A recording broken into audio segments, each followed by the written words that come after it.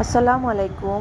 আজকে আমি আইছি ইউনিমার্টে। তো আমি একটু শপিং করার লাগি বাড়াইছিলাম। তো ইনো আইতে আইতে আমার প্রায় রাত 10:30 বাজি গেছে। আসলে অনেক লেট হয়ে গেছে। তো আমি ইনো বিশেষ করে ও সালাডটা ট্রাই করার লাগি আইছি। আমি আগেও 2-3 বার এই সালাডটা খাইছি আর আমার কাছে এই সালাডটা খুব বেশি মজা লাগে। তো দেখতে পাররা ইনো বিভিন্ন ধরনের সালাদ তারা দেন আর একটা বাটিও দিলেন যে আপনারা চয়েস করিয়া সালাদগুলা লইতা। আর ইনোর মাঝে কয়েকটা মিসিংও আছে সালাদ। আসলে আমার আইতে খুব লেট হয়ে গেছে।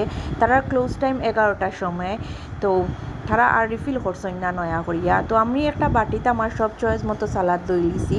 আর এখন তারা ওজন করি লইবা, ওজন করিয়া কইবা যে আমি কত পে করা লাগবো।